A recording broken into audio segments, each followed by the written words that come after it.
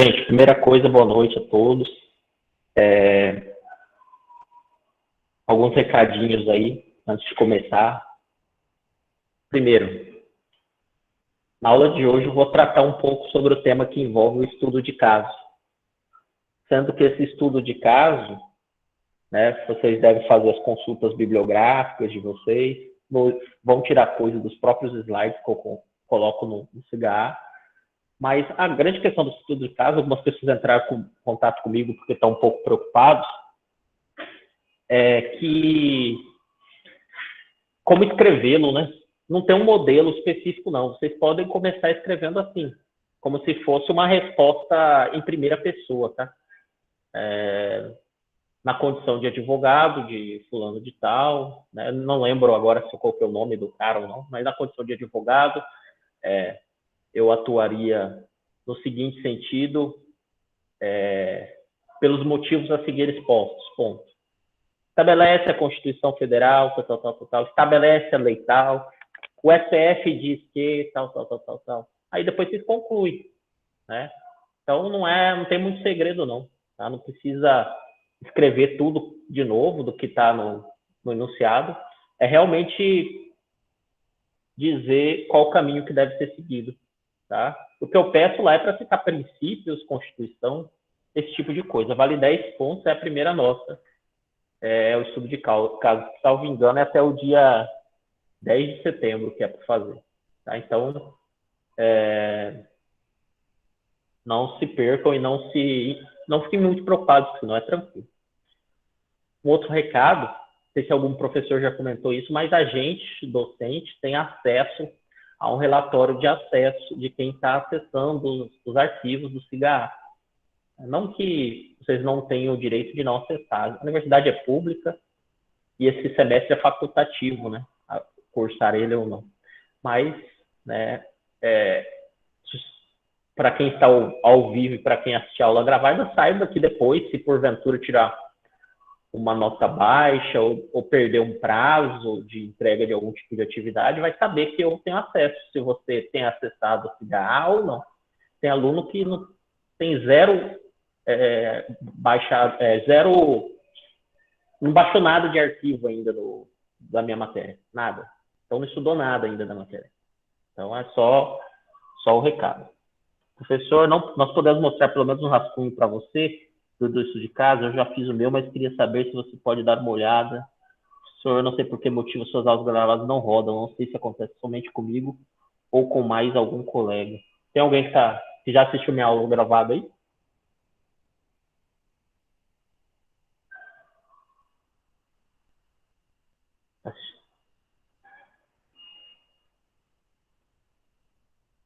João, pode ser só contigo, mas manda para mim no WhatsApp seu e-mail, que eu vou tentar mandar o link pelo seu e-mail, tá? Vou colocar aqui de novo, não sei se você anotou naquela aula.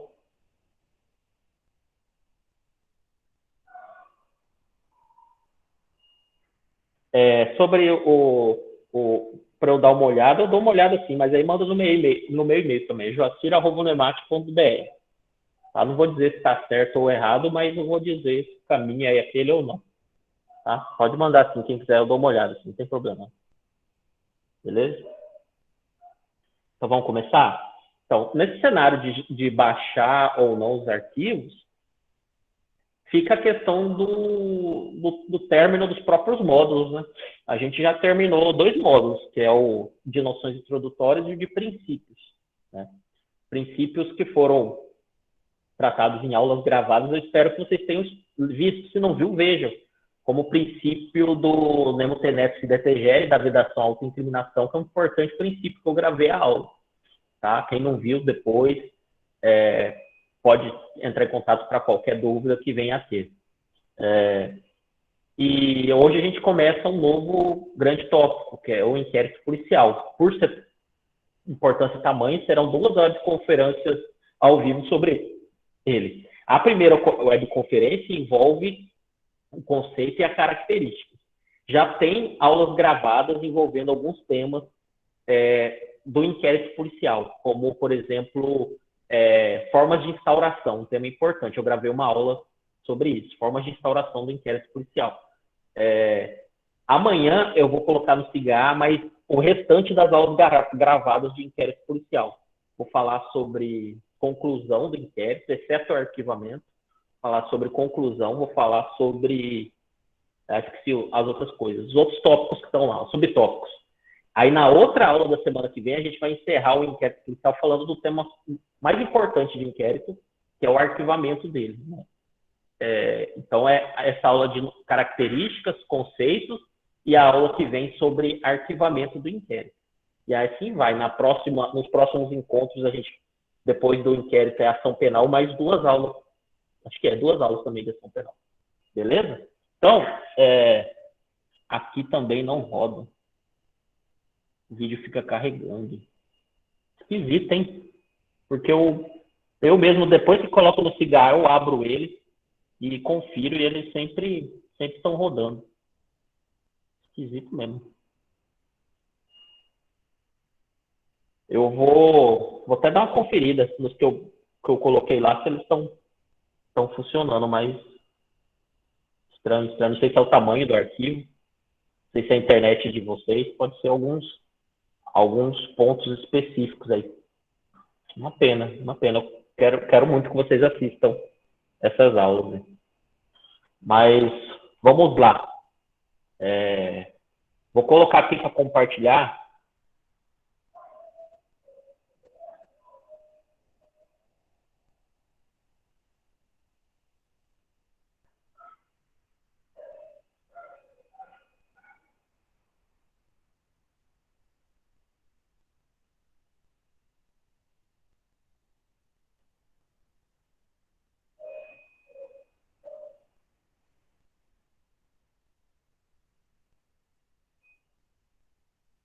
Então a gente vai falar de inquérito policial. Esses primeiros slides aqui são sobre algumas noções introdutórias, onde já tem algumas coisas importantes. E depois a gente fala das características do inquérito policial. Vamos lá. Então, dentro do Código de Processo Penal, o inquérito policial é tratado no livro 1, título 2, dos artigos 4º ao 23. Olha aqui.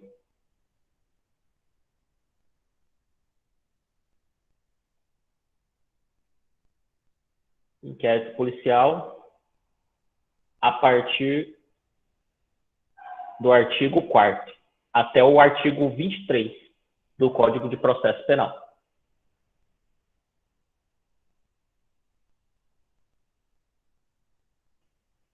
Então, a gente começa um conceito aqui de inquérito policial. É um conceito amplo e dele a gente extrai várias informações.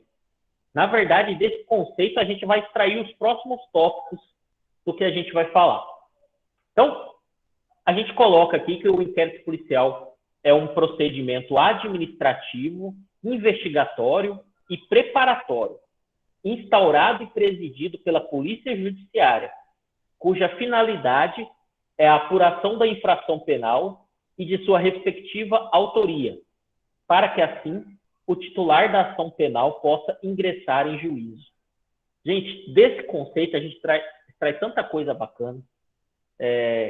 A gente vai ver que o inquérito ele não é um processo, ele é um procedimento.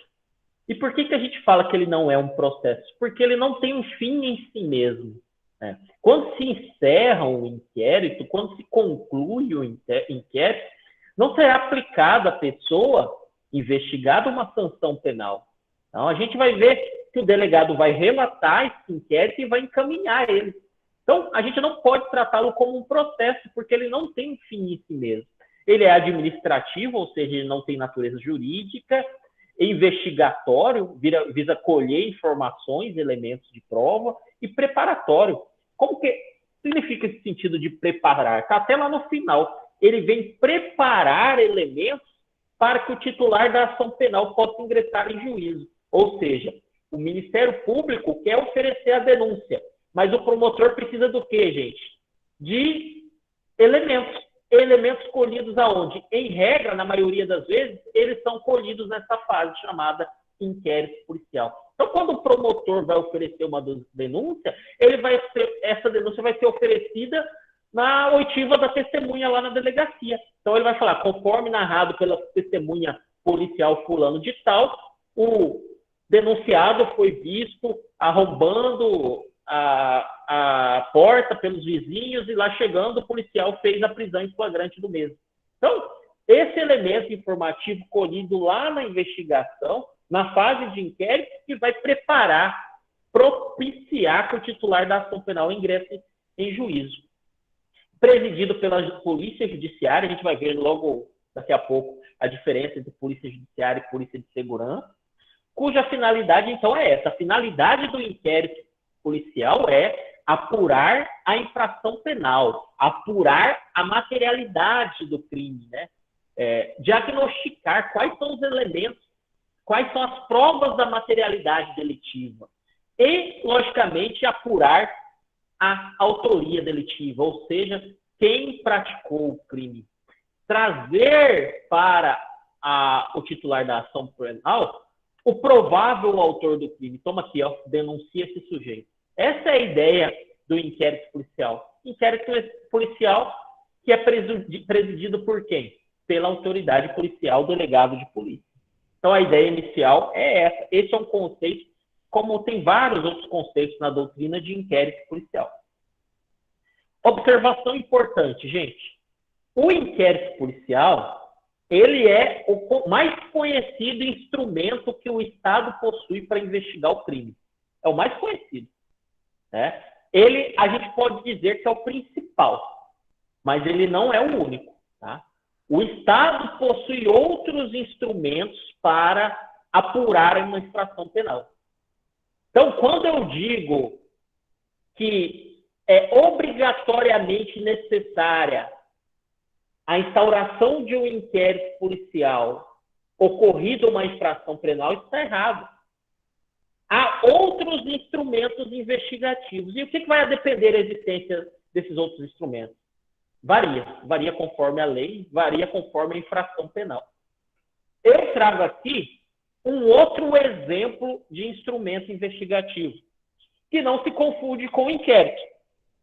Termo circunstanciado de ocorrência, famoso TCO. Qual que é a ideia do termo circunstanciado de ocorrência, gente? O termo circunstanciado, assim como o inquérito policial, é presidido pela autoridade policial, mas ele tem como característica a celeridade, a rapidez. Ele é dedicado, ele é instaurado quando acontece uma IMPO. IMPO, só abreviando, infração de menor potencial ofensivo. Então, o termo circunstanciado é instaurado quando pratica-se uma infração de menor potencial ofensivo. Joacir, o que é uma infração de menor potencial ofensivo? É aquele tipo de infração penal cujo o trâmite processual lá no processo, na justiça, vai ser pelo juizado especial. Pelo juizado especial criminal. Perturbação do sossego alheio é um exemplo. Existe um conceito de infração de menor potencial ofensivo? Existe, vou até dizer ele bem pausadamente, não obstante a aula seja gravada, não obstante esse conceito seja facilmente encontrado na doutrina. São infrações de menor potencial ofensivo as contravenções penais e os crimes apenados com pena de até 2 anos. Repetir. São infrações de menor potencial ofensivo as contravenções penais e os crimes apenados com pena de até 2 anos. Então, uma vez que o sujeito praticou uma infração penal tida como contravenção penal, não será instaurado o inquérito policial, mas sim outro instrumento mais célere, mais rápido, que é o termo circunstanciado de ocorrência, o TCO. É um instrumento investigativo, mas ele é mais rápido. Você fala uma diferença aí rápida que tem nesse termo do inquérito policial fácil, segundo a lei de juizado, a pessoa, quando pratica uma infração de menor potencial ofensivo, ela já sai da delegacia notificada a comparecer na justiça, no juizado, para uma audiência preliminar, onde vai ser ofertada a ela uma transação penal se ela preencher os requisitos. Sacolão, trabalhar, prestar serviço da comunidade, esse tipo de coisa. Então, a ideia é que praticou a infração, opa, já preenche os requisitos, vai ser marcada a audiência, ele preenche os requisitos, já vai transacionar penalmente. Então, não tem todo esse trâmite do inquérito policial, de instaurar portaria, de ouvir as pessoas, ouvir o investigado, ouvir a vítima, não. É bem mais célere. A pessoa já sai da delegacia notificada para a data que ela deve comparecer no fórum para participar de uma audiência preliminar. Tá? Então, repito, o inquérito policial é o principal instrumento que se vale o Estado, mas não é o único. Um outro exemplo, termos substanciados. Um outro exemplo, Jacir, o Ministério Público também pode conduzir investigações, e, para tanto, ele instaura um procedimento investigativo também. Então, investigações a cargo do Ministério Público também são possíveis. Já foi polêmico isso no passado, mas hoje isso é tranquilo. Beleza? Então, continuando, já que eu falei lá atrás no conceito que o inquérito policial está a cargo da Polícia Judiciária, é algo assim que é bem simples isso, gente. Não precisa ficar preocupado com isso. Isso daqui já foi, para quem é concurseiro já sabe, isso daqui já foi muito cobrado em concurso, acho que nem cobra mais, tão besta que é isso. A diferença entre polícia administrativa e polícia judiciária. Então, o inquérito policial fica a cargo da Polícia Judiciária. É ela que investiga o delito e a autoria. E a doutrina faz essa diferença entre o que é uma polícia administrativa ou de segurança e uma polícia judiciária. Qual que é a diferença, será, da polícia administrativa ou de segurança e da polícia judiciária? Facinho, gente. Facinho. É só a gente enxergar de modo predominante, não é sempre, o momento que cada uma atua. Vamos lá, então. Então, começando pela polícia administrativa ou de segurança, ela possui um caráter predominantemente preventivo, ou seja, ela predominantemente visa evitar a prática de crimes, né? Então, com o seu papel ostensivo de atuação, ela quer impedir o crime e, se o crime acontecer, ela faz a repressão imediata. Está preso em flagrante? A ideia é essa. Então, quando eu penso em polícia de segurança ou administrativa, eu sempre associo ao grande exemplo que é a Polícia Militar dos Estados-membros. Trabalho ostensivo, andando na cidade, malandro quer praticar o crime, opa, viu a polícia, desistiu. Prevenção. Malandro praticou o crime, você está preso em flagrante. Então, essa é a ideia de polícia de segurança, polícia administrativa. É um caráter de prevenir a ocorrência de crimes, mas, ao mesmo tempo, de reprimir caso esses crimes aconteçam, repressão imediata. É a polícia militar que cuida do inquérito policial? Não. É a polícia judiciária. E quando a gente pensa em polícia judiciária, fica fácil lembrar da PJC, o grande exemplo de polícia judiciária, que é a Polícia Civil dos Estados-membros, né? Por que a Polícia Civil é um exemplo de polícia judiciária? Porque ela possui atuação repressiva no seguinte sentido: é uma repressão imediata? Que não. Em regra, predominantemente, ela atua após a ocorrência da infração, visando colher elementos de autoria e materialidade. Então, funciona mais ou menos assim. Num exemplo simples, mas elucidativo, creio eu. A polícia militar prende o sujeito, leva para o CISC, registra lá o boletim de ocorrência e passa a situação para quem? Para o escrivão de plantão.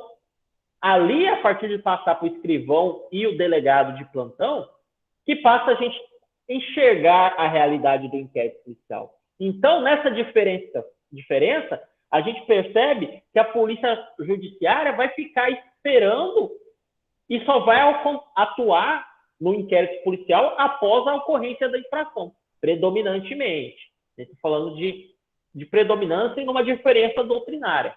Polícia Federal também pode ser tratada aqui como polícia judiciária, tá? Então, Polícia Civil, Polícia Federal, a PRF é predominantemente administrativa, tá? A anterior. Então, a diferença entre polícia judiciária e polícia administrativa é essa. Enquanto a polícia administrativa atua visando impedir crimes ou reprimi-los imediatamente, a polícia judiciária atua após a prática da infração penal.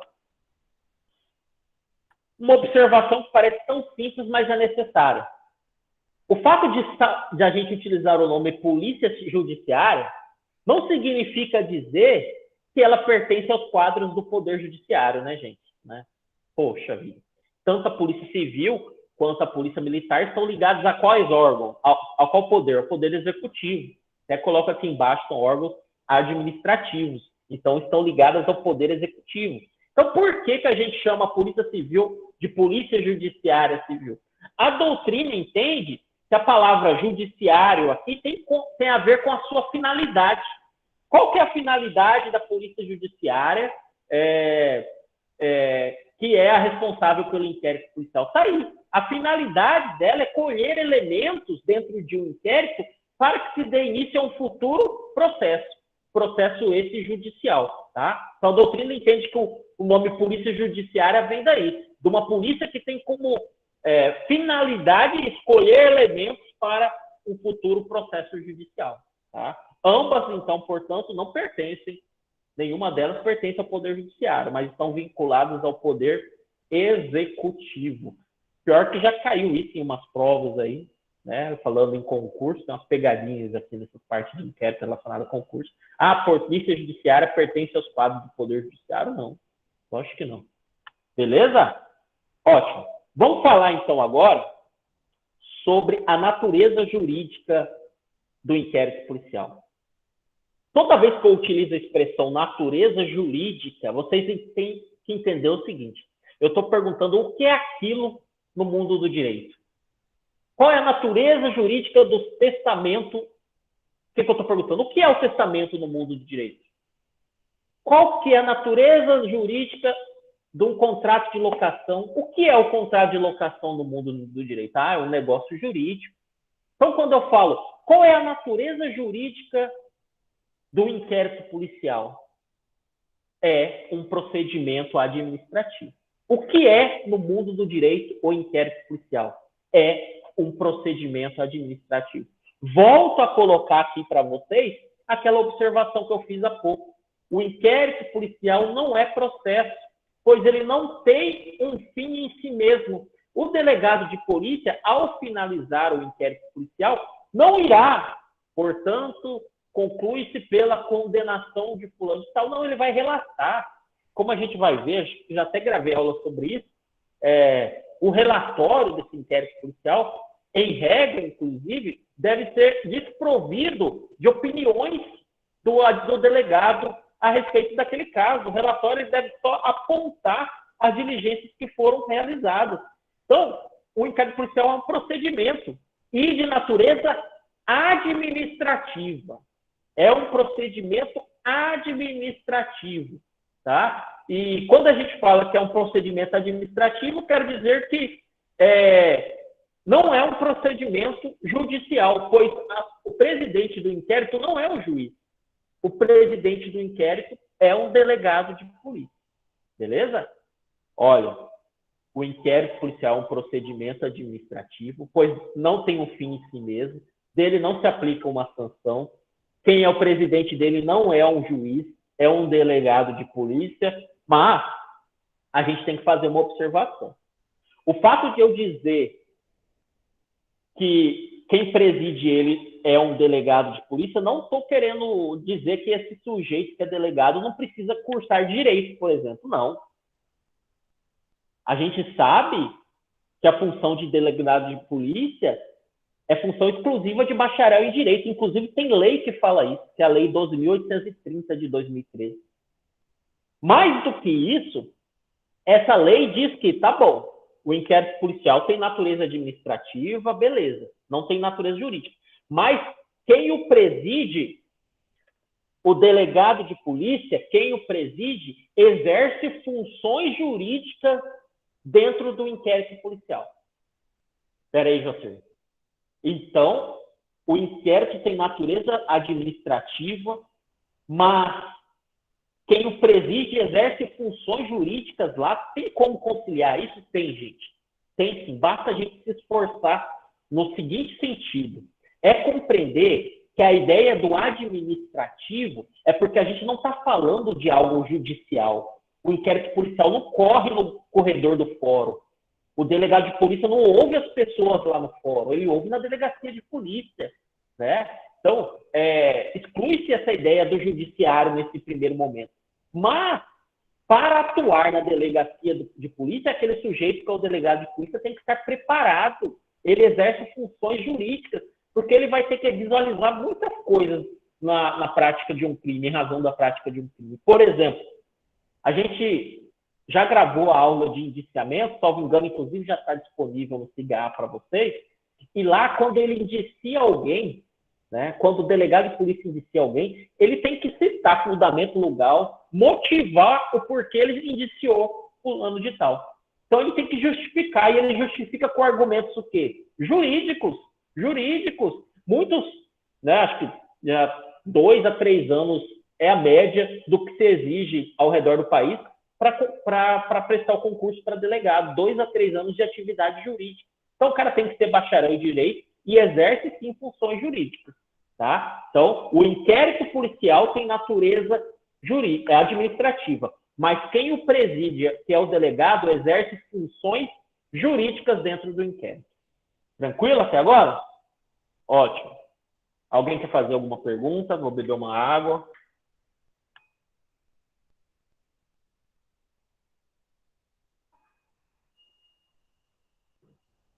Tá. Vamos continuar. Vamos falar um pouco agora, ainda nessas noções introdutórias, sobre os vícios do inquérito policial. Vou ler aqui o que está escrito no slide e depois vou explicar para vocês. Você tem que pensar numa ideia sobre a situação do ventilador. Suando pra caramba. Os vícios ocorridos no inquérito policial não atingem a ação penal. A irregularidade ocorrida durante o inquérito poderá gerar a invalidade do ato. Todavia, não torna nulo o processo. Exemplo: a prisão em flagrante ilegal deve ser relaxada, mas este fato não pode levar à nulidade do futuro processo contra o autor do fato. Ótimo, vamos lá. A ideia é a seguinte, gente. Quando a gente fala em nulidade, algum ato que anula o processo, como o exemplo que eu dei na aula passada, de inverter a ordem de oitiva do réu para colocar ele para primeiro ser ouvido no processo, na audiência, e por último as testemunhas ou a vítima, essa é uma realidade processual. Nulidade é uma realidade processual. Esse exemplo eu falei na aula passada, que em razão do devido processo legal, eu consigo anular o processo desde essa audiência que inverteu a ordem.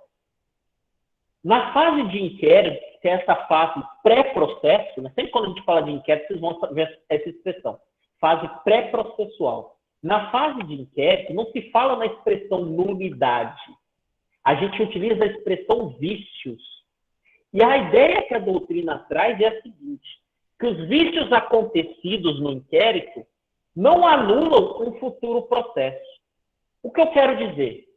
Se constatada uma ilegalidade naquele inquérito, ela é perfeitamente corrigível, ou seja, é possível superá-la para dar continuidade àquela investigação e depois aquele cara ser denunciado.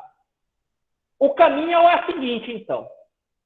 Não se exige na fase de inquérito que se respeite uma ordem na oitiva do investigado para que ele seja ouvido depois das partes, que também devem ser ouvidas, como, por exemplo, uma testemunha ocular do crime. Não se exige isso. Se alguém for questionar, não, isso é errado, em razão da ampla defesa, que também deveria ser aplicada no inquérito, deve-se primeiro ouvir a testemunha e, por último, ouvir o investigado na fase do inquérito. Doutor, isso é uma mera irregularidade. Isso é totalmente sanável. Isso não gera a nulidade do inquérito. Aliás, não se fala em nulidade de inquérito. Fala em vício. Vícios totalmente sanáveis. O exemplo que eu trago aqui no slide, inclusive, é outro. A prisão em flagrante, caso ela seja ilegal, ela deve ser relaxada. Joacir, o que é uma prisão em flagrante ilegal? É uma prisão, a pessoa em flagrante é aquela que é colocada, a pessoa em flagrante é aquela que está se situada numa flagrância. Acabou de praticar o crime, acabou de fugir, algo assim que vocês vão estudar em Direito Processual Penal 2. Mas imagina que a pessoa foi presa em flagrante, foi legada à delegacia, e o Código de Processo Penal diz que a pessoa presa em flagrante tem direito a receber uma nota de culpa. O que significa nota de culpa? É um documento no qual ela é cientificada dos direitos constitucionais dela e é cientificada da pessoa que efetuou a prisão dela e por que ela foi presa. Ela tem direito de receber essa nota de culpa, a pessoa presa. Imagina que essa pessoa presa em flagrante não recebeu essa nota de culpa. O advogado, cobra criada dela, percebeu, olhou lá o inquérito e percebeu, opa, meu cliente não recebeu a nota de culpa em 24 horas, que é o prazo para receber. O que o advogado vai fazer? Vai entrar com um pedido de habeas corpus na justiça contra aquela prisão, dizendo que aquela prisão em flagrante é ilegal. Ou seja, deve ser relaxada. O relaxamento nada mais é do que vão soltar o cara. Porque descumpriram um dos requisitos da prisão em flagrante. Ela se tornou ilegal. O cara vai ser solto. Mas aí que está a sacada. Houve um erro, houve um vício, mas isso vai impedir que o cara continue respondendo por aquele crime que ele cometeu? Lógico que não. Lógico que não. Então a ideia é essa, tá bom. O doutor acertou, realmente não foi colhida a nota de culpa, ele não foi cientificado do porquê ele foi preso, vai ser solto. Mas o inquérito policial vai continuar, ele vai responder, inclusive o delegado pode, já que no o flagrante, pode pedir a prisão preventiva dele, se preencher os requisitos. Então a ideia é essa, tranquilo? Os vícios do inquérito não contaminam uma persecução penal se investigue aquele cara. Ótimo. Respiro e faço a seguinte observação, que nem está no material, gente. Sempre quando eu falo, só vou fazer um parênteses. Eu tinha um professor que falava assim na faculdade para mim. Não, esse assunto vocês vão ver lá na frente. E esse lá na frente nunca chegava. Aí quando eu falo que vocês vão ver lá na frente prisão em flagrante, vocês vão ver. Né? E logicamente, quando vocês terminarem os 3 direitos processuais penais, eu sempre recomendo aos meus alunos que voltem lá atrás e leiam tudo de novo. Uma doutrina, é um livro só, processo penal, manual de processo penal, e leia tudo de novo, para realmente ter uma bagagem geral e conseguir compreender melhor. Aí que eu falo, quando vocês estiverem em Direito Processual Penal 2, vocês vão estudar provas ilícitas. A doutrina, nessa questão de vícios, cita uma exceção, né, que envolve as provas ilícitas. Não coloquei aqui porque é algo mais profundo, mas vou citar um exemplo. Imagina que o cara foi confessar, mas confessou mediante tortura. Esse é um vício que não dá para passar batido. A tortura é crime, é prova ilícita e contamina o processo, o futuro processo, mesmo tendo sido colhido na fase de inquérito policial. Prova ilícita é um tema bacana que será estudado no próximo semestre, que está comigo, beleza? Então, a ideia é essa sobre os vícios do inquérito policial. Vamos avançar para falar um pouco sobre atribuições do inquérito policial. Vamos ler O artigo 4º do CPP. Bora lá.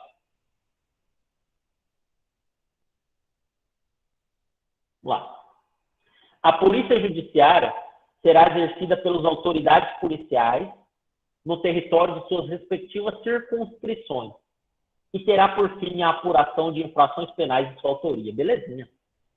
A competência definida neste artigo não excluirá a de autoridades administrativas a quem por lei seja cometida a mesma função. Ótimo. Observações. Vamos lá. Oh, caramba. Vou deixar aqui no artigo que fica melhor. A situação é a seguinte. Aqui diz que a polícia judiciária é exercida pelo delegado de polícia, autoridade policial, nas suas circunscrições. Isso é legal.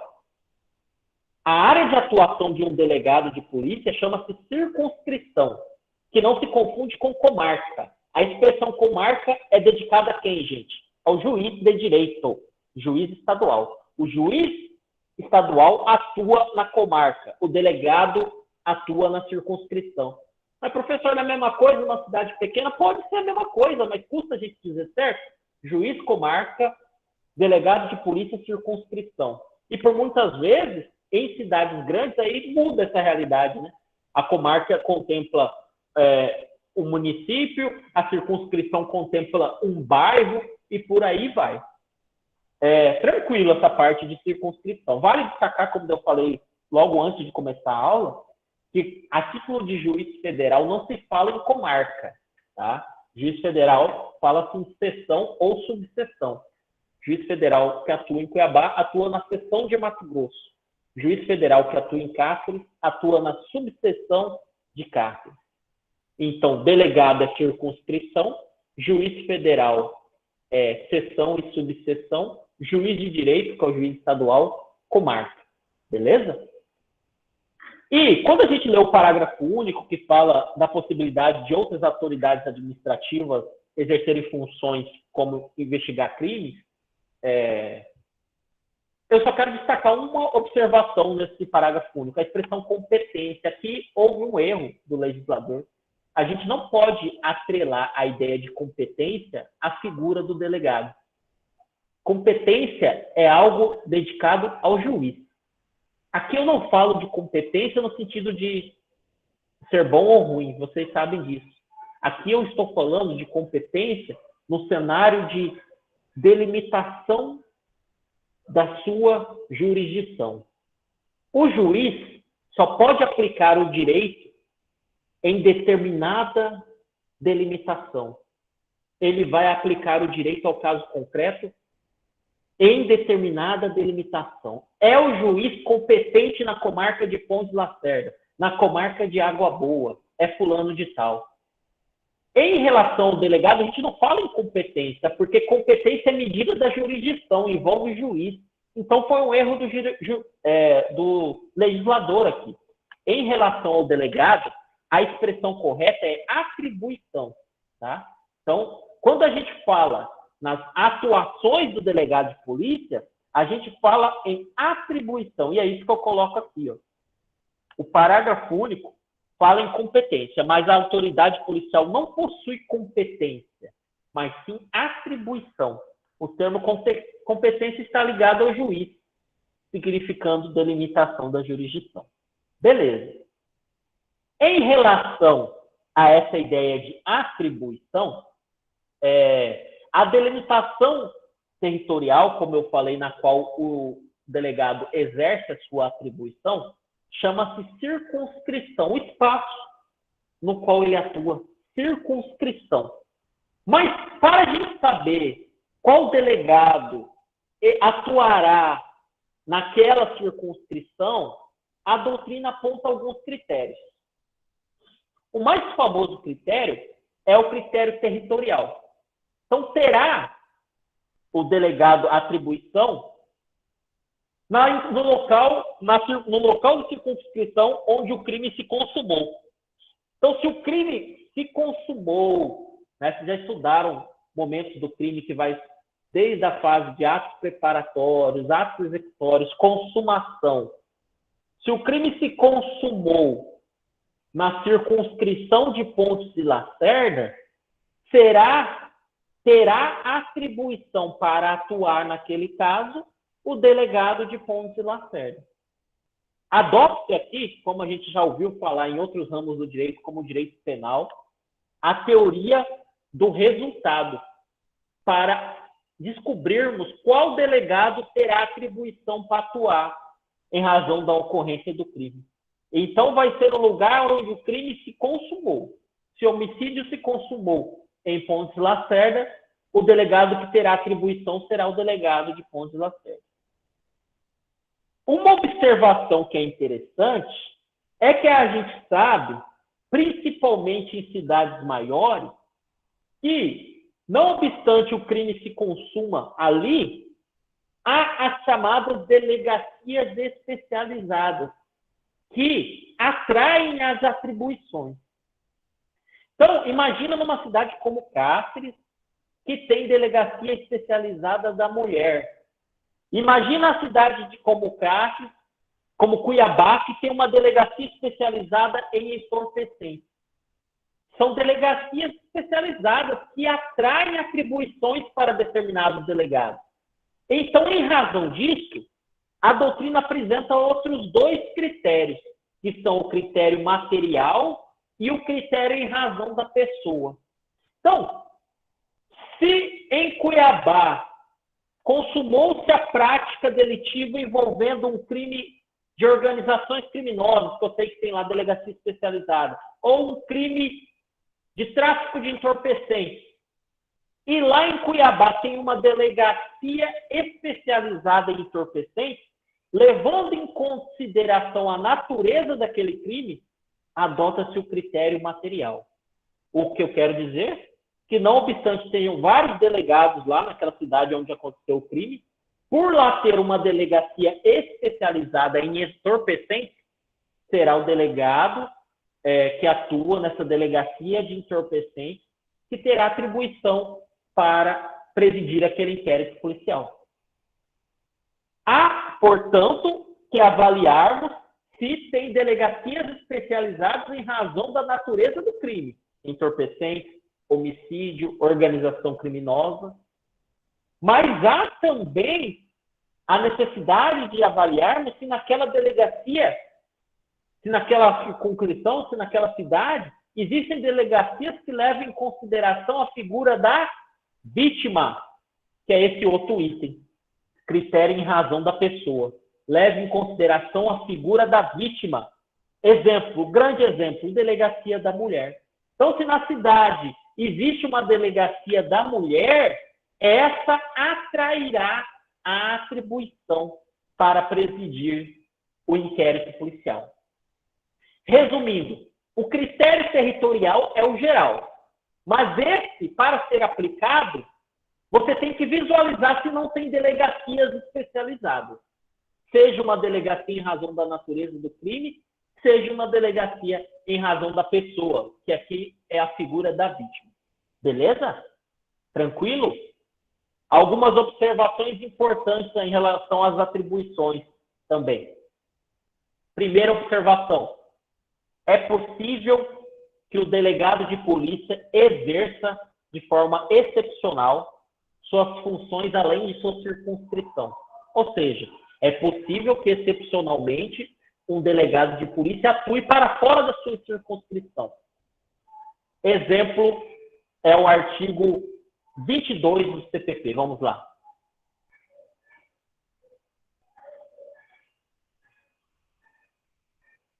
Olha lá o que diz o 22. No Distrito Federal e nas comarcas em que houver mais de uma circunscrição policial, a autoridade com exercício em uma delas poderá, nos inquéritos a que esteja procedendo, ordenar diligências em circunscrição de outra, independente de precatórias ou requisições, e bem assim providenciará até que compareça a autoridade competente sobre qualquer fato que ocorra em sua presença noutra circunscrição. Aqui, então, traz duas hipóteses. Primeira, se eu sou delegado de polícia em Cáceres e investigo um crime que aconteceu aqui, mas de alguma forma precisa-se realizar uma diligência em Pontes e Lacerda, Pontes Lacerda, segundo esse artigo, eu não preciso expedir uma carta precatória lá para o delegado de Pontes Lacerda para que essa diligência aconteça. Eu mesmo posso cuidar disso diretamente. Mas não é isso que acontece na prática, tá? Na prática, as delegacias se comunicam, obviamente. A outra observação que está aqui é a seguinte: se eu sou delegado de polícia, estou numa outra circunscrição, e, por exemplo, eu presencio um crime e prendo alguém em flagrante, eu posso cuidar das primeiras diligências relacionadas àquele crime que eu presenciei, mesmo eu estando fora da minha circunscrição, até que o delegado daquela circunscrição apareça. E é interessante que essas possibilidades, creio eu, em meu sentir, estão intimamente vinculados àquela ideia que não existe nulidade nessa fase. Então, é totalmente superável, né? Não tem como depois alguém arguir nulidade em razão de um delegado, em tese, não ser o responsável porque não está na circunscrição dele. Então, mas a ideia é que você tem que ter que isso daqui é algo excepcional, né? A observação diz que é excepcional. A segunda observação é o que eu acabei de comentar. Não há nulidade a ser reconhecida se a investigação for levada a efeito por autoridade policial diversa da que deveria investigar. A mera irregularidade. É um vício. Um outro exemplo que pode cair perfeitamente nesse cenário. Aqui em Cáceres tem a delegacia da mulher. Vamos imaginar, né, de uma forma bem simples, que a vítima mulher, ao invés de procurar a delegacia da mulher, vai lá e procura a delegacia geral, lá o CISP, primeiro departamento de polícia. E lá ela é ouvida, começam as primeiras oitivas relacionadas às pessoas. Opa, está na delegacia errada, esse inquérito é nulo, não. É fase pré-processual. Isso é uma mera irregularidade, é um vício totalmente sanável.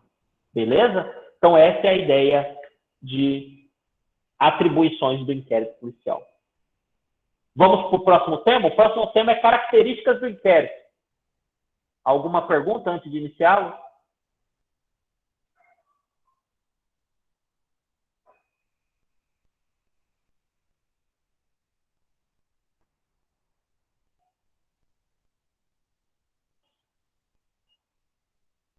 Então, vamos lá. A gente já viu as noções introdutórias do inquérito, pessoal. Agora a gente vai falar de suas características. Eu listo aqui as principais características do inquérito. E, logicamente, que alguma ou outra doutrina vocês podem encontrar outras características, ou até menos do que essas listadas por mim. E eu sempre utilizo a expressão inquérito como peça ou procedimento, mesma coisa, só para ficar variando. Tem hora que eu falo procedimento, tem hora que eu falo peça, tá?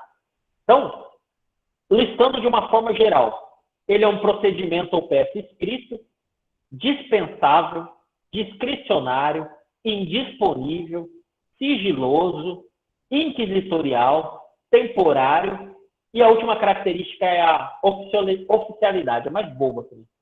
Beleza? Vamos falar um por um? Vamos lá. Inquérito policial, uma peça escrita. Artigo 9º do CPP. Vamos lá, vamos ler.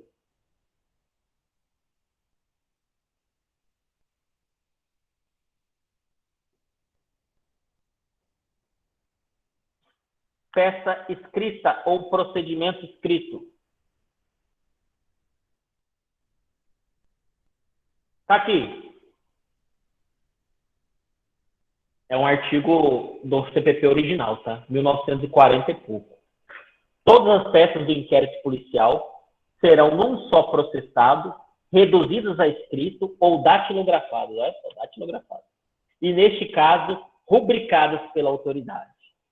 É daqui, então, a previsão legal do qual se extrai a ideia de um inquérito policial ser um procedimento ou peça escrita.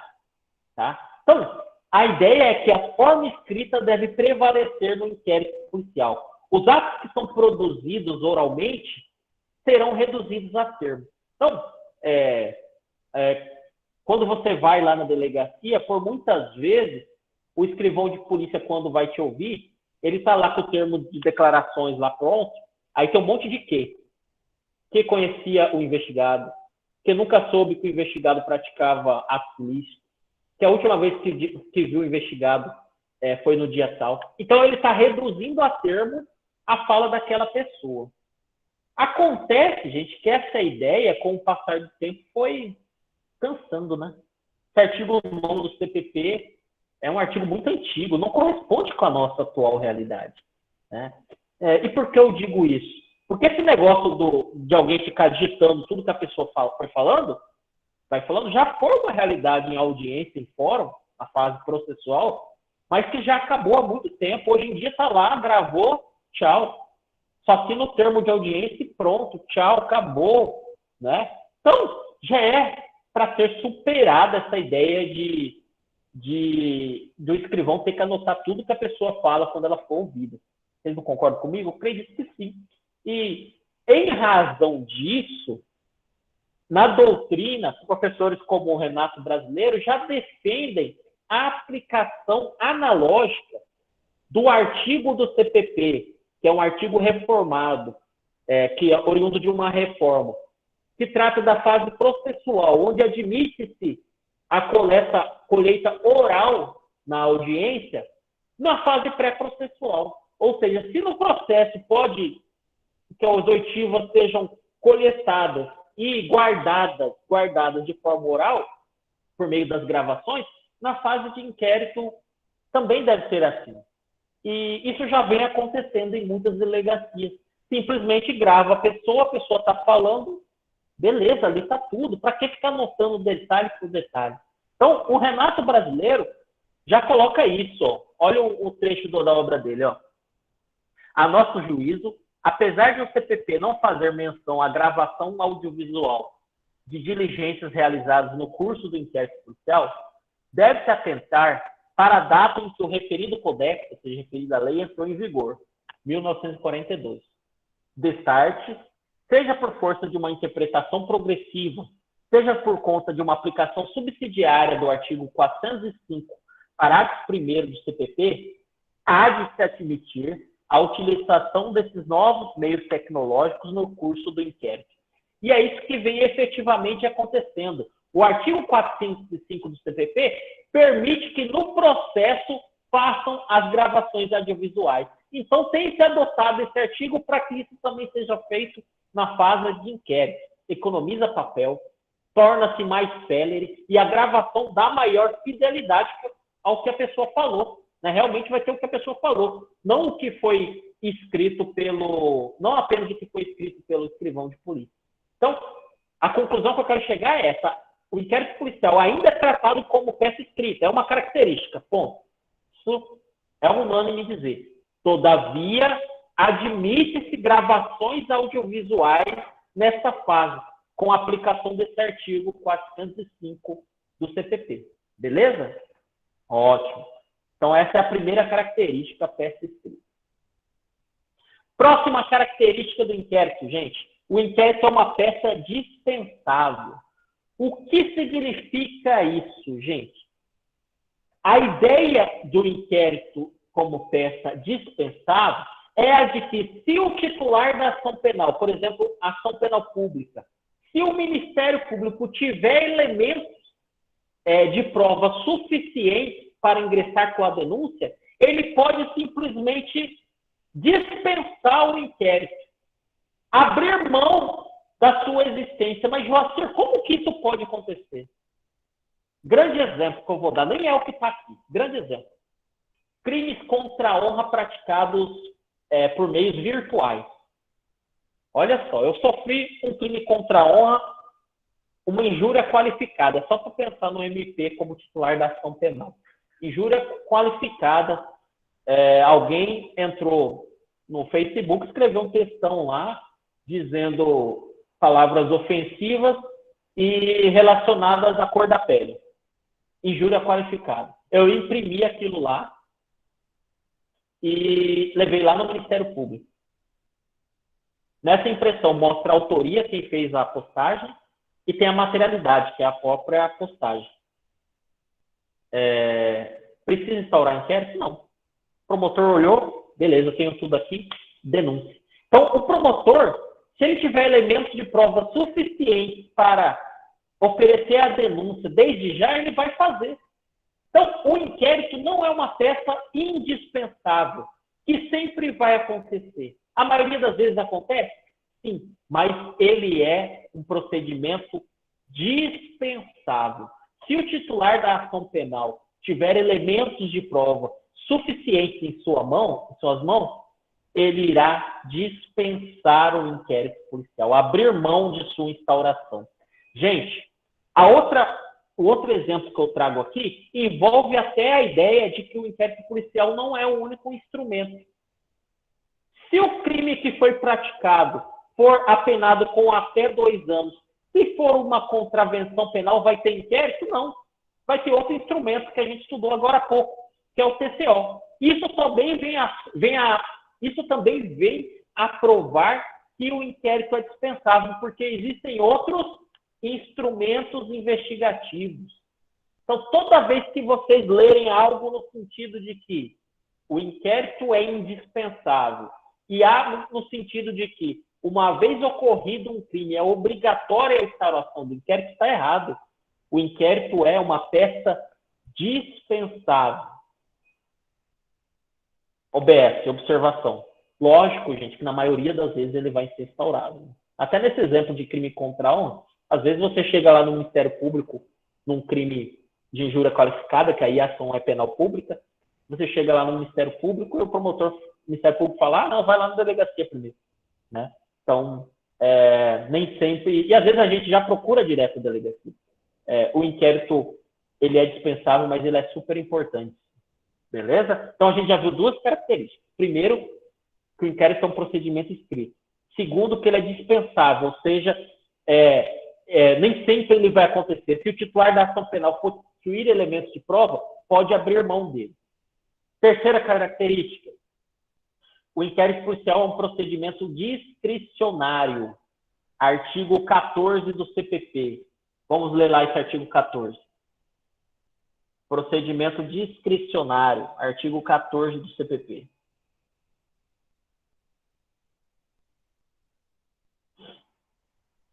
O ofendido ou seu representante legal e o indiciado poderão requerer qualquer diligência que será realizada ou não a juízo da autoridade.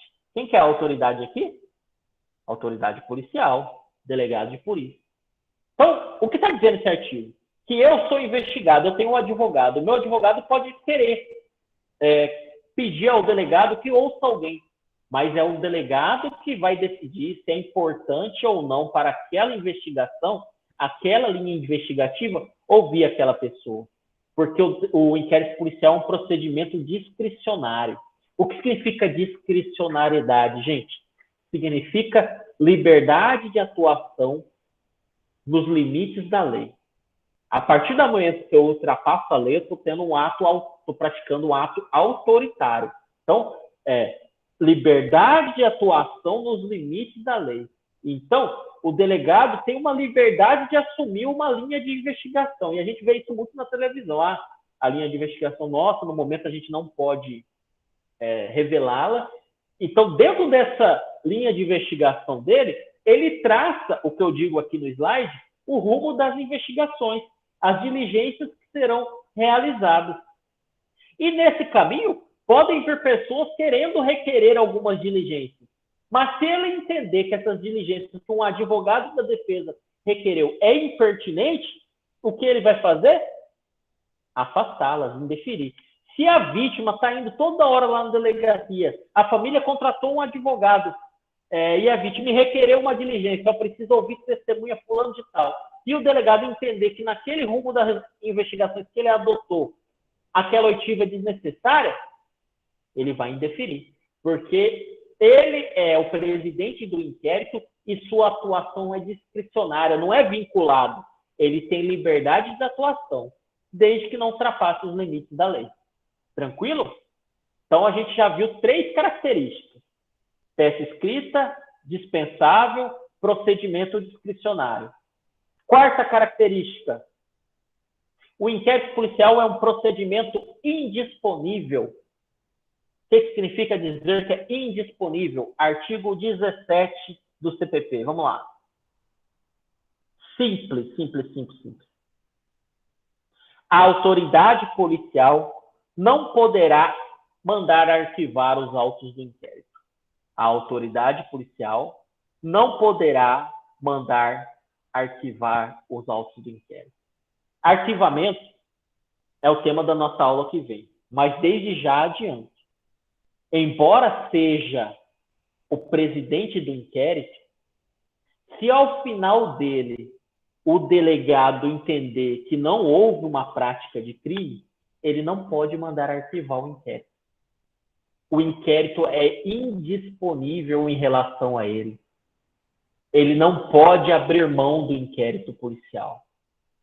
Interessante isso. Nossa, essa aula de arquivamento vocês não podem perder, porque a ideia é o delegado não pode dispor do inquérito em andamento, ele não pode abrir mão dele. Ao final do inquérito policial, repito, ele vai relatar o inquérito e vai encaminhá-lo para o Poder Judiciário, que é o que diz a lei. Depois a gente fala sobre isso.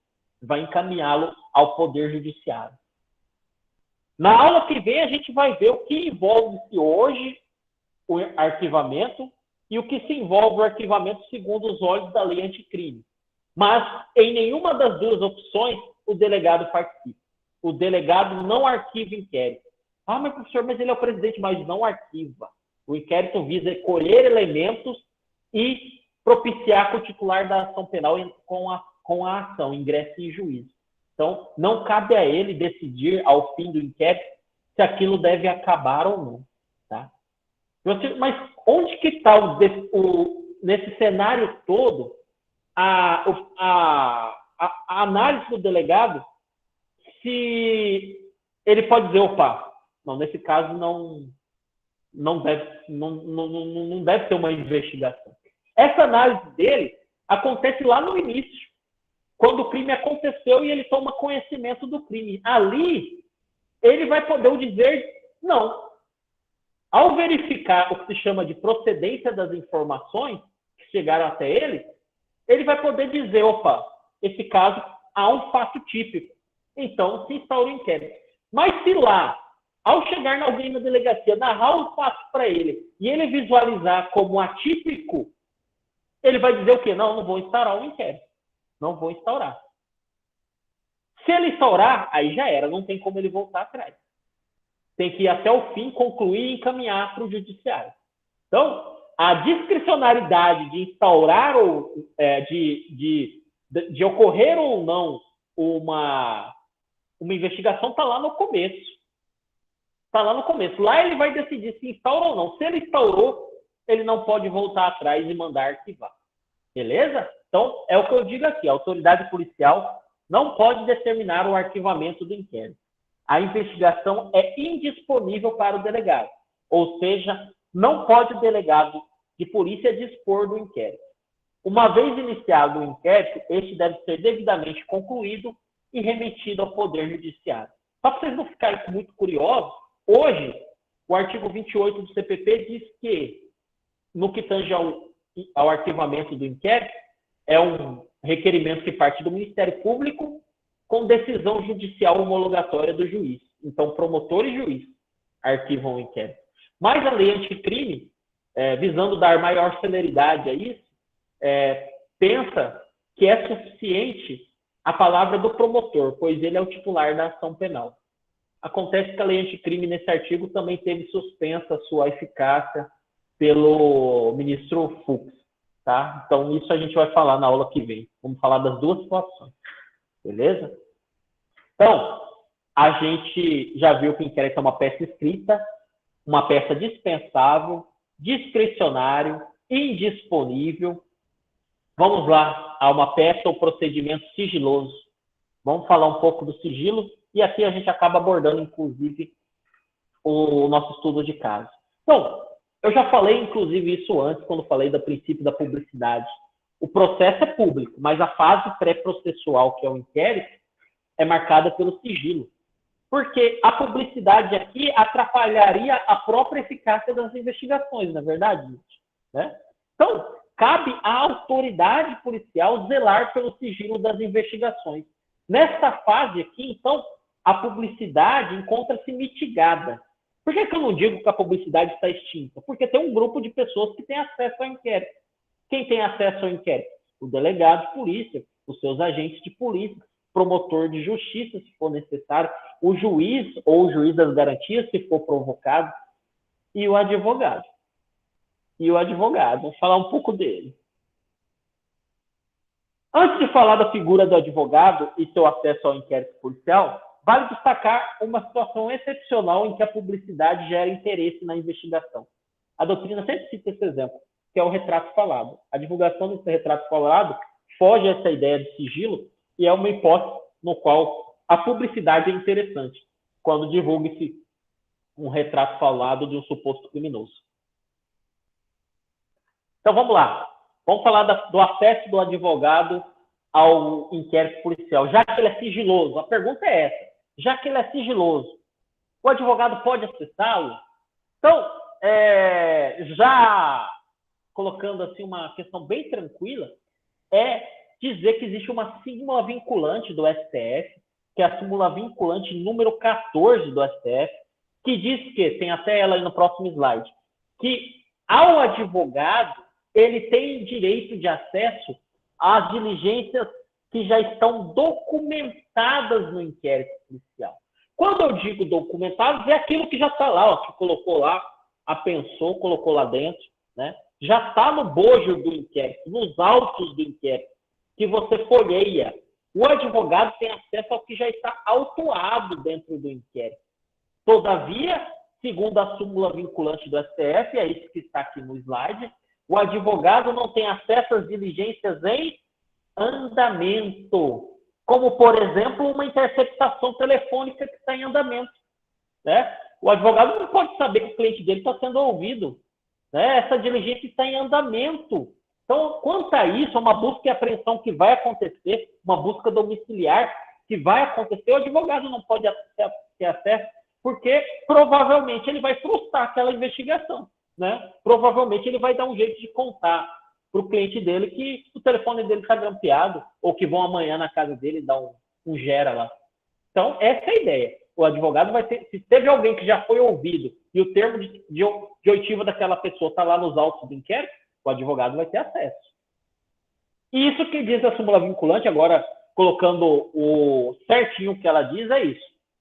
É direito do defensor, no interesse do representado, ter acesso amplo aos elementos de prova que, já documentados em procedimento investigatório, realizado por órgão com competência de polícia judiciária, digam respeito ao exercício do direito de defesa.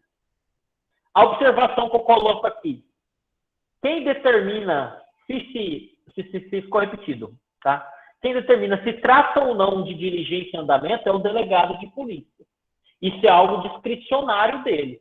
Então, a ideia é a seguinte: o delegado de polícia, como presidente do inquérito policial, sabe dizer o que é uma diligência em andamento e sabe dizer o que é documentado. Ou seja, o escrivão chega lá no delegado e fala: doutor, tem um advogado aí, ele quer ter acesso a esse inquérito policial. O delegado vai falar: beleza, esse daqui é o mandado de busca, cópia do mandado de busca com a decisão do juiz que autorizou. Isso você não mostra para ele. Mostra só o que está aqui, autuado aqui, em relação ao que já aconteceu de diligência, que já aconteceu. Beleza, mandado de busca não vai mostrar. O que não pode o delegado fazer é atos arbitrários. O que seriam atos arbitrários? Retirar uma diligência que aconteceu. Não, peraí, retira essas folhas aqui, deixa ele só ver as folhas 5, a 10 e a 11, que essa outra aqui que ele vê, ele vai já entrar com habeas corpus. Não, aí não. Se já está documentado, é um caminho sem volta, o advogado tem direito de acesso. Então, a ideia de documentado é vocês realmente pensarem nisso. É algo que já está autuado, né, como se fosse um processo, entre aspas, né, porque não é uma fase processual. Tá. Essa ideia do advogado ter acesso ao inquérito, fora a súmula vinculante, tem respaldo na Constituição Federal e no próprio Estatuto da OAB. Na Constituição Federal, da onde a gente extrai? Principalmente quando a gente pensa no sujeito preso. lá no artigo 5º, inciso 68, diz que o preso será informado dos seus direitos, dentre os quais de permanecer calado, sendo-lhe assegurada a assistência da família e de advogado. Como que a gente extrai a ideia de acesso ao inquérito policial com esse artigo da Constituição? Ora, gente, se o advogado, se o preso tem o direito de ser assistido por um advogado, não é simplesmente o advogado que está lá do lado dele no ato da prisão, não. O advogado tem que saber o que está acontecendo, tem que se inteirar daqueles fatos. E ele só vai poder fazer isso e fazer uma defesa digna para o preso se ele fazer o quê? Consultar o inquérito. Então, o acesso aos autos do inquérito é medida essencial para que aquela defesa que a Constituição tanto assegura seja feita com qualidade. Então, por isso que a Constituição é levantada aqui como argumento de acesso aos autos do inquérito. E o que diz o Estatuto do OAB? Vamos lá. São direitos do advogado examinar em qualquer instituição responsável por conduzir investigação, mesmo sem procuração, autos de flagrante e de investigações de qualquer natureza, findos ou em andamento, ainda que conclusos à autoridade, podendo copiar peças e tomar apontamentos em meio físico ou digital. Gente, esse daqui é um artigo que eu extraí de onde? Do Estatuto da OAB. Vocês percebem que é um artigo que prestigia quem? O advogado. Então, algumas coisas aqui a gente tem que ver com cautela. Isso se a gente adotar uma posição imparcial. Mas se vocês adotarem uma posição pró-advogado, vocês vão lutar para que esse artigo seja aplicado em sua magnitude. Tá? Então, a ideia é a seguinte. O Estatuto diz que até diligências em andamento podem ser objeto de acesso ao advogado. Mas não é isso que prevalece. O STF entende que as diligências de andamento, o advogado não vai ter acesso, só o que está documentado. E o Estatuto diz ainda que o advogado pode ter acesso a qualquer inquérito, mesmo que ele apresente procuração. O que seria essa procuração, gente? Vocês sabem, é aquela pessoa que está sendo investigada outorgou poderes para o advogado ter acesso àquele inquérito. O Estatuto da OAB está dizendo que não precisa, o advogado pode chegar lá na delegacia de boaça, sem procuração, e falar, quero ver aquele inquérito. E aí, será que essa é a realidade? A resposta está no próximo slide. Então, a resposta eu falo o que a doutrina majoritária pensa, o que a jurisprudência pensa. Então, a regra é que, de fato, o advogado não precisa apresentar a procuração para consultar o inquérito. E aqui eu abro até um parênteses, gente, que eu sempre conto um seguinte caso que aconteceu comigo. E vocês vão entender o porquê que é necessário, muitas vezes, a gente olhar um inquérito sem ter procuração. Uma vez uma moça me procurou e falou mais ou menos assim, doutor, eu vou ser ouvido amanhã na delegacia, eu queria que o senhor me acompanhasse. Mas é coisinha simples, 4 horas da tarde, quanto que o senhor cobra para me acompanhar? Coisinha simples. Eu dei uma respirada e falei, em situações como essa eu atuo da seguinte maneira, eu vou lá na delegacia e consulto o caso, e a depender do caso, eu passo um preço para você. Pode ser lá? Tá, pode. Aí eu já vi que ela deu uma tremida já. Aí fui lá a acompanhar, ela ia ser no outro dia, fui no mesmo dia lá na delegacia e pedi para ver os autos do inquérito. Ela era dona de uma chácara e tinha vendido ela recentemente e foi encontrado 400 quilos de cocaína nessa chácara. Então, queriam ouvir ela sobre essa situação. Coisinha simples, muito simples, né? Então, por isso que eu falo dessa ideia de sem procuração. Por muitas vezes, o advogado vai lá ver um inquérito sem procuração, porque ele está indo lá para ver realmente quanto que ele vai cobrar do cliente dele. Para ver o tamanho da barca furada que o cliente dele entrou. É precificar. Então, ele vai lá e verifica e depois passa o valor para o cliente com base no tamanho da encrenca. Então, a regra é que realmente eu possa, advogado, chegar na delegacia e, sem procuração, ter acesso aos autos do inquérito. A exceção é o que está no slide.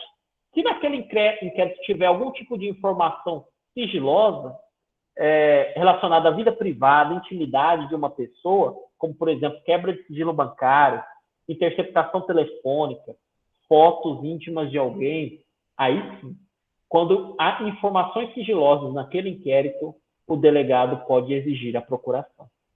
Então, a ideia é a seguinte: eu cheguei na delegacia, sou advogado, quero consultar o inquérito número tal. Se não me entregarem e não me justificarem, eu vou ter que tomar algum tipo de medida. Porque existe Constituição Federal, Estatuto da OAB e súmula vinculante que me protege. Se meu cliente estiver preso, está dificultando ou não eu tentar a liberdade dele? Eu coloco aqui no slide seguinte que das consequências da negativa de acesso, eu posso, inclusive, impetrar um habeas corpus por cerceamento do direito de defesa. Meu cliente está tendo dificuldade de se defender preso e tentar a sua soltura porque o advogado não está tendo acesso ao inquérito, por simplesmente não darem motivo a ele. Da mesma forma, caso o cliente não esteja preso, ou caso você verifique necessariamente que naquela situação você precisa acessar os autos do inquérito, você pode entrar com mandado, impetrar um mandado de segurança. O mandado de segurança protege direito líquido e certo. O direito líquido e certo é aquele inquestionável, e é inquestionável o direito do advogado ter acesso ao inquérito policial. E como que a gente pode pensar nesse inquestionável? É inquestionável porque deriva de lei, deriva da Constituição, deriva inclusive da súmula vinculante do STF.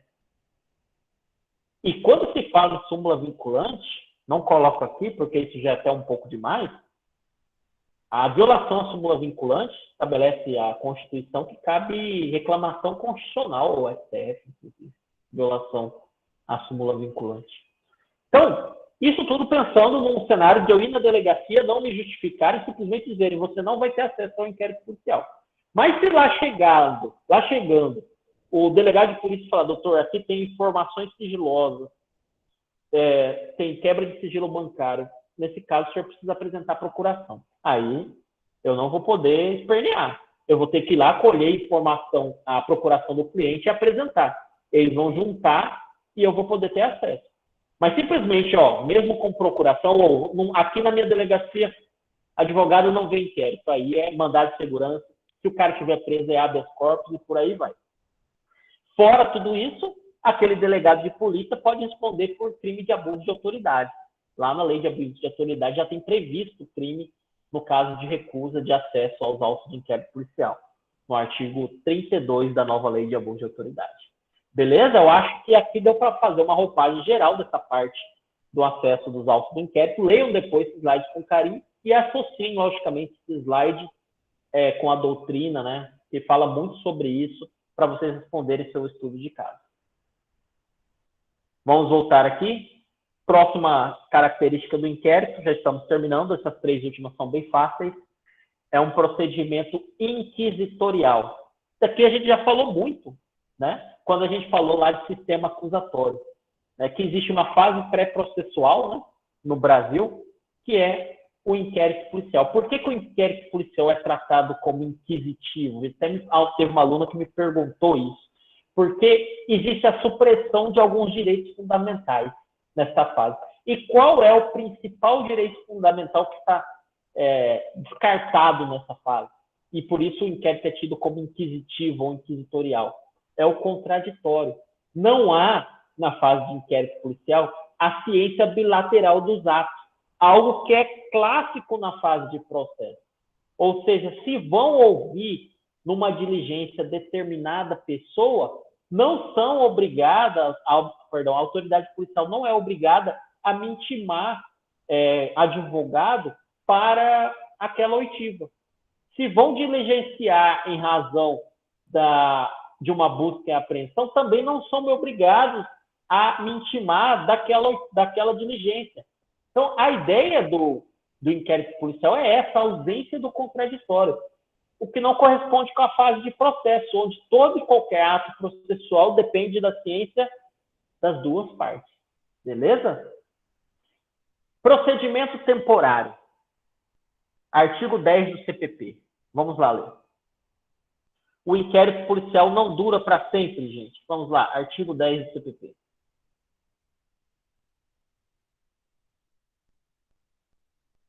Aqui.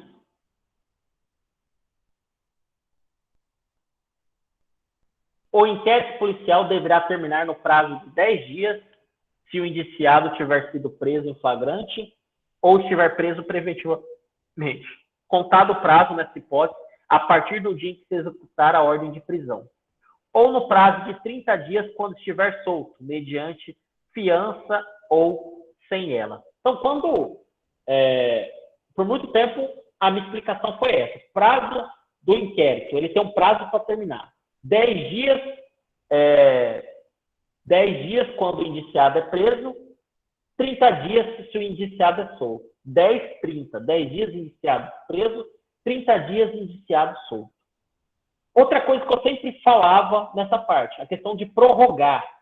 Por muito tempo, a ideia que prevaleceu era a seguinte: é possível prorrogar o prazo de inquérito? Por muito tempo, em relação ao indiciado preso, dizia-se que não. Não. Em relação ao indiciado preso, este prazo é improrrogável. Em 10 dias, o inquérito tem que acabar. Já em relação ao indiciado solto, não. É permitida a prorrogação. Esses 30 dias, ao final do inquérito, se o delegado entender que não colheu todas as diligências, ele vai pedir a prorrogação. E nisso daí pode prorrogar mais 30, pode prorrogar mais 30, pode prorrogar mais 60, pode prorrogar mais 90. Às vezes tem inquéritos que se arrastam durante anos. Tá? Mas para isso o indiciado tem que ser solto. Por que eu falei assim de uma forma meio que no passado, dizendo que essa era uma realidade? Porque atualmente, com a lei anticrime, o artigo 3º-B, parágrafo 2º da lei anticrime, está permitindo uma prorrogação por uma única vez, por 15 dias, para indiciado preso. Então, é uma novidade legislativa. Né? O que antes eram só 10 dias, a possibilidade, desde que se pedido, de prorrogação para mais 15 dias no que tange ao indiciado preso. Todavia, ao indiciado solto, continua essa ideia. São 30 dias, sendo esses 30 dias prorrogáveis. Uma observação que eu sempre vou ter que falar é que no que tange esse artigo 3º-B que eu citei, ele está com eficácia suspensa. É algo que vai vir para ficar, mas não está sendo aplicado, porque, como eu falei há 2 aulas atrás, como eu gravei em relação ao juiz das garantias, esse é um daqueles artigos que envolve o juiz das garantias, que será ele que será o responsável por prorrogar o inquérito policial no caso do indiciado preso. Então, nessa hipótese aqui, né, quando o juiz das garantias passar a valer, aí sim, serão 10 dias e mais 15 dias no caso do indiciado preso.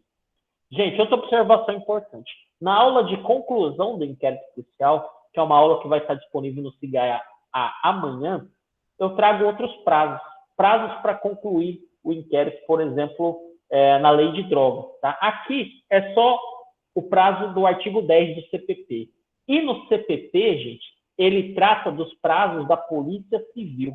Tá? O CPP trata dos prazos da PJC. Então, esses prazos aqui são dos crimes a nível estadual, tá bom? Então, são 10 dias de indiciado preso, 30 dias indiciado solto. Admite-se prorrogação atualmente em relação ao indiciado solto, mas com a lei anticrime, que está com a eficácia suspensa, passará a admitir prorrogação por uma única vez, por 15 dias em relação ao indiciado preso. Beleza? Ótimo. Professor, na atividade, o delegado apontou que o inquérito é sigiloso. Por tal razão, o advogado teria que solicitar por escrito e juntar procuração. Mas não diz qual fase que ele se encontrava. É na fase de inquérito, fase pré-processual. Posso presumir que o advogado ainda tem o direito a acessar o inquérito policial? Então acho que eu respondi assim, ó, o inquérito, essa fase é pré-processual, entendeu? Então, o delegado apontou que o inquérito é sigiloso, ele é sigiloso por si só. Né? Olha a dica que eu vou dar. Por si só, a característica do inquérito é sigilo. Né? Você tem que visualizar se o delegado disse que em algum momento, se naquele inquérito tem informações de cunho íntimo, informações sigilosas de alguma pessoa.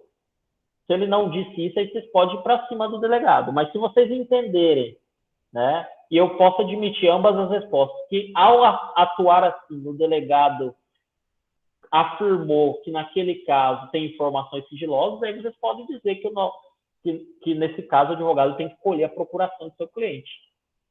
Mas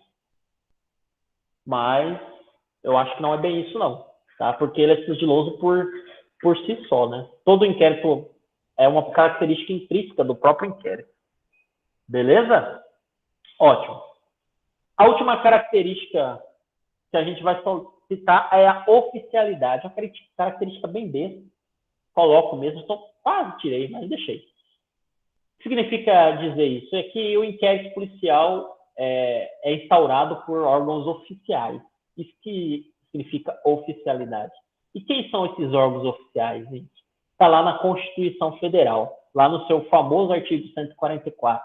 Quem quer passar em concurso para segurança pública sabe que tem que ter esse artigo 144 na ponta da língua. Então, vamos abrir lá a Constituição Federal. Constituição Federal. Vamos lá no artigo 144 e entender por que o inquérito policial é presidido por órgãos oficiais. É o artigo que trata da segurança pública e a gente vai ler o parágrafo 1º e o parágrafo 4º. Né? Então, o parágrafo 1º trata da Polícia Federal. A Polícia Federal, instituída por lei como órgão permanente, organizado e mantido pela União, estruturada em carreira, destinar-se-á a apurar as infrações penais contra a ordem política, social, em detrimento de bens, serviços e interesses da União ou de suas entidades autárquicas e de empresas públicas, assim como outras infrações cuja prática tenha repercussão interestadual ou internacional e exige a repressão uniforme, segundo se dispuser em lei. Prevenir e reprimir o tráfico ilícito de entorpecentes e drogas afins, o contrabando de caminho, sem prejuízo da ação federal fazendária e de outros órgãos públicos nas respectivas áreas de competência. Exercer as funções de polícia marítima, aeroportuária e de fronteira. E aqui chega o inciso que eu quero. A Polícia Federal é responsável por exercer com exclusividade as funções de polícia judiciária da União. Ou seja, cabe à Polícia Federal atuar como polícia judiciária no que tange a crimes federais. E lá atrás a gente viu no conceito de inquérito policial que é a polícia judiciária responsável por presidir o inquérito. Agora a gente vai lá no parágrafo 4º e percebe que as polícias civis, dirigidas por delegados de polícia de natureza de carreira, incumbem, ressalvadas as competências da União, ou seja, ressalvada a competência da Polícia Federal, as funções de polícia judiciária e a apuração das infrações penais, exceto as militares. Então, gente, cabe à Polícia Federal e à Polícia Judiciária Civil, como órgãos oficiais, presidir o inquérito policial, a depender da natureza de cada crime. Beleza? Foi longo hoje, 1h40, mas terminamos. Por hoje é só. Quem tiver alguma dúvida pode ficar aí na sala que eu tiro. Vou interromper o compartilhamento aqui. Brigadão, até a próxima.